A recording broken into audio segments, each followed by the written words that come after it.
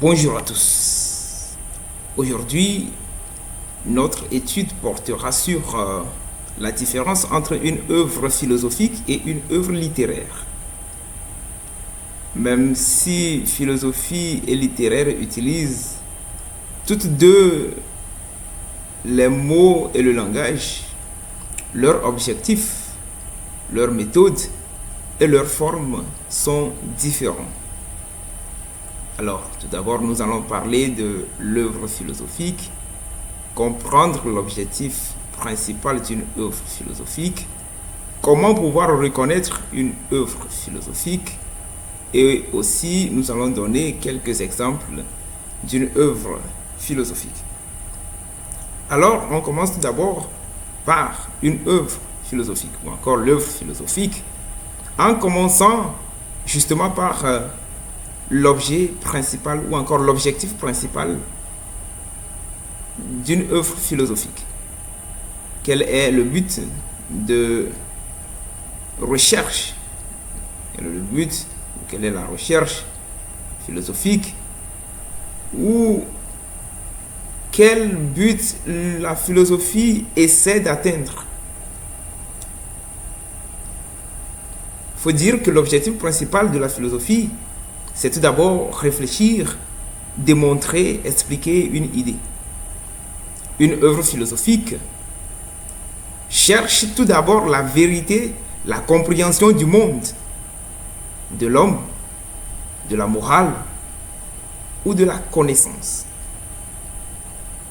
Alors, comment reconnaître une œuvre philosophique?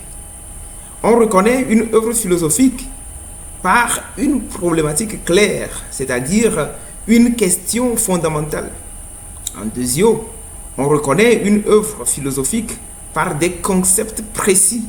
Concepts précis, on peut parler par exemple de la liberté, la justice, la vérité, le bonheur. Mais une œuvre philosophique se reconnaît également par une argumentation logique. Argumentation logique, des raisonnements structurés, c'est-à-dire on a une thèse, on a des arguments et on a une conclusion. Dans une œuvre philosophique, on a peu de personnages ou bien pas du tout de personnages. Alors maintenant, nous allons parler de la forme philosophique. Quelles sont les formes que peuvent prendre une œuvre philosophique? Une œuvre philosophique peut prendre la forme d'un essai, d'un traité, d'un discours ou d'un dialogue philosophique. Ça dépend des cas, mais ce sont des formes que peuvent prendre une œuvre philosophique. Par exemple, Platon, quand on parle de Platon, on peut faire référence à son œuvre La République. La République, dans Platon fait une réflexion sur la justice. La justice, encore l'état idéal. L'état idéal. On utilise aussi dans la République le dialogue pour raisonner. Maintenant, on prend le deuxième exemple, Descartes. Descartes, dans Discours sur la méthode. Descartes explique comment parvenir à la vérité par la raison, un langage clair et logique, et aussi vraiment démonstratif. Maintenant, nous allons prendre par exemple le cas de Kant. Et quand on prend le cas de Kant, dans Fondement de la métaphysique des mœurs, alors Descartes fait une analyse sur la morale et du devoir en utilisant des concepts abstraits et un vocabulaire très rigoureux. Très rigoureux. Alors,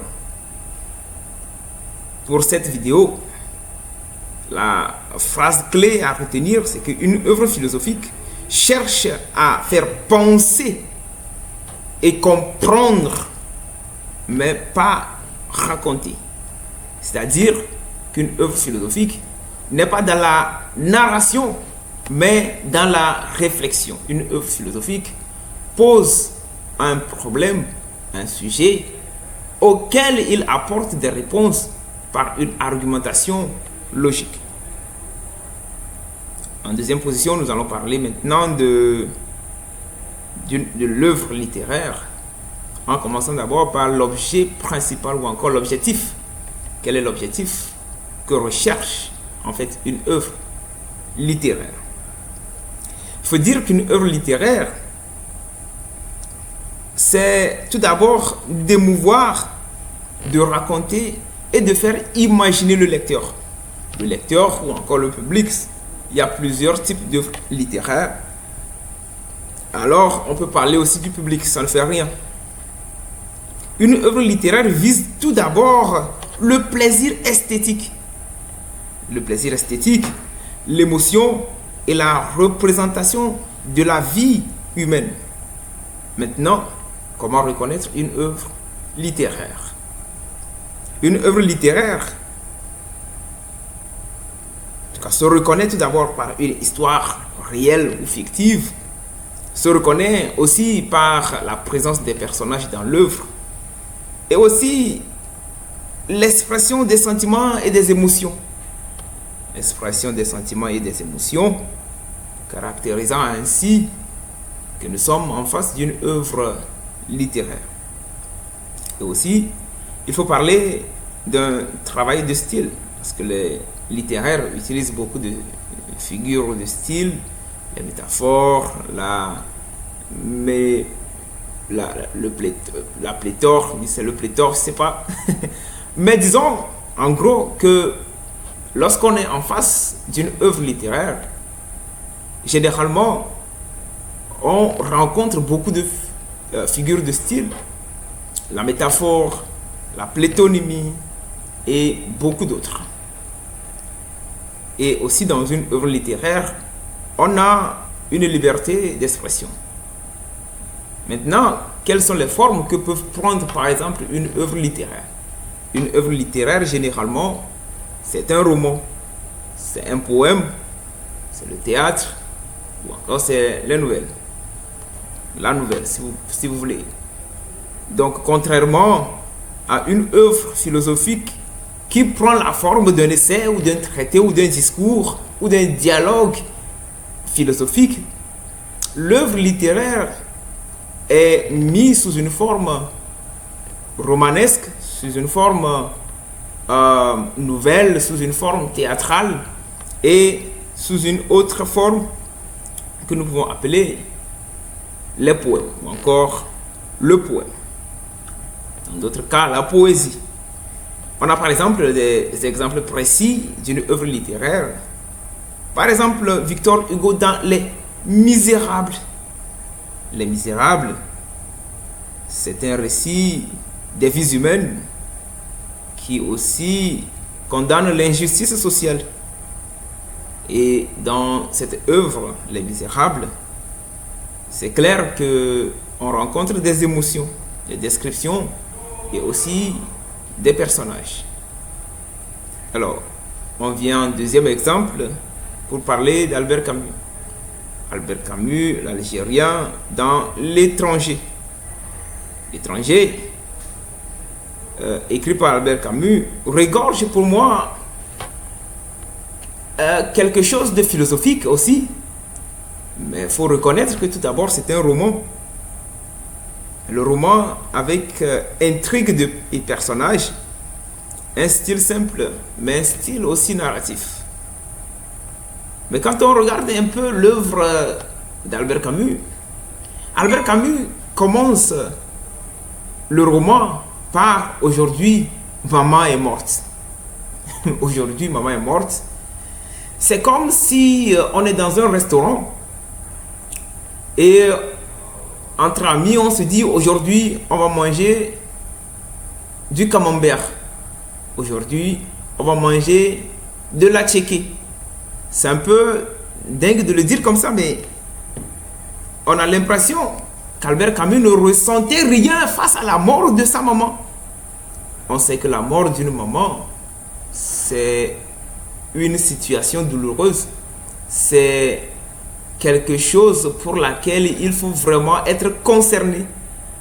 Mais Albert Camus commence son roman en disant « Aujourd'hui, maman est morte », comme si de rien n'était, comme si rien ne se passe. Alors on se pose la question de savoir si vraiment Albert Camus est un stoïcien, si c'est quelqu'un qui sait contrôler ses émotions, si c'est quelqu'un qui comprend qu'il y a des situations qui dépendent de nous et il y a d'autres situations qui ne dépendent pas vraiment de nous.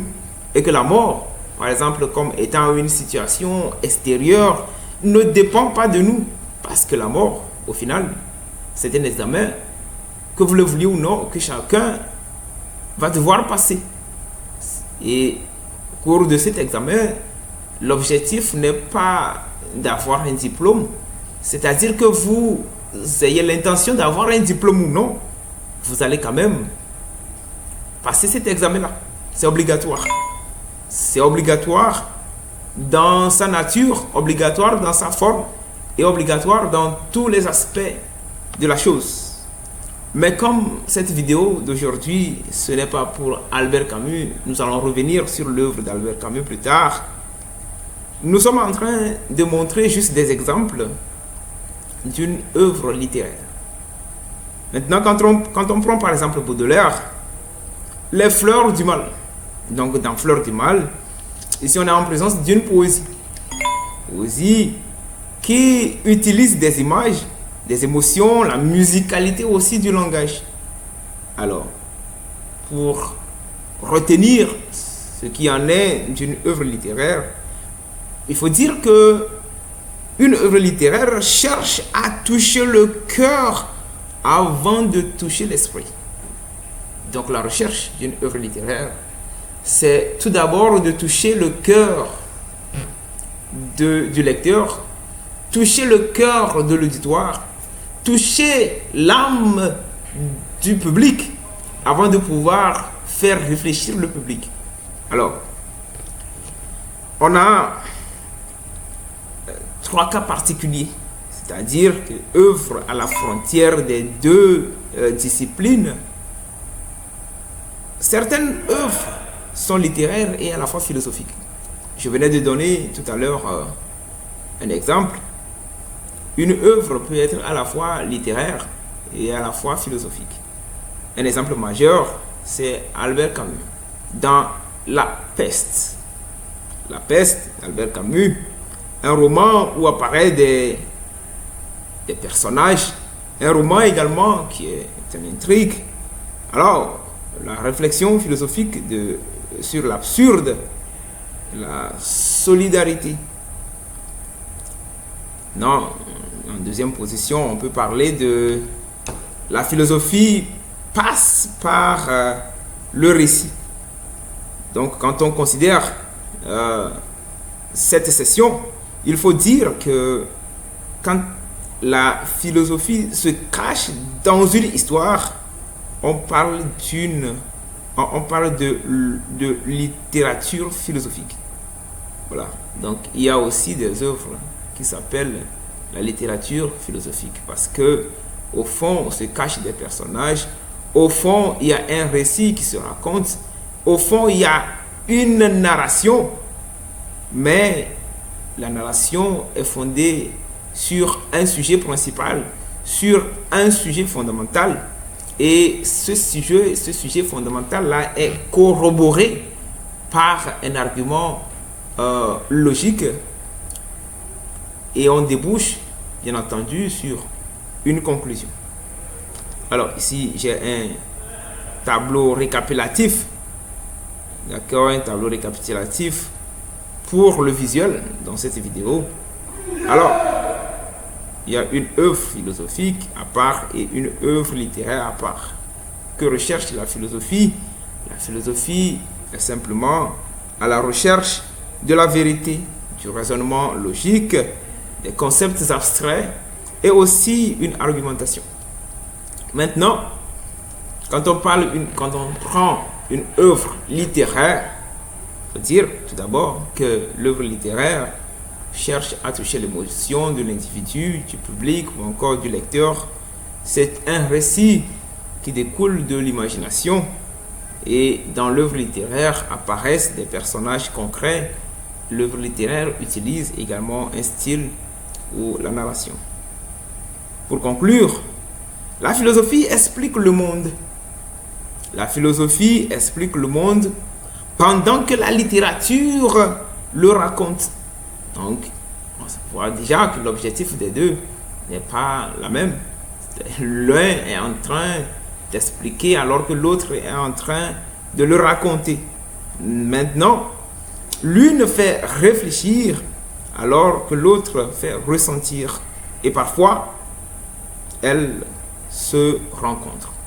Elles se rencontrent. Si vous vous rappelez très bien, on a parlé tout à l'heure d'une œuvre littéraire philosophique.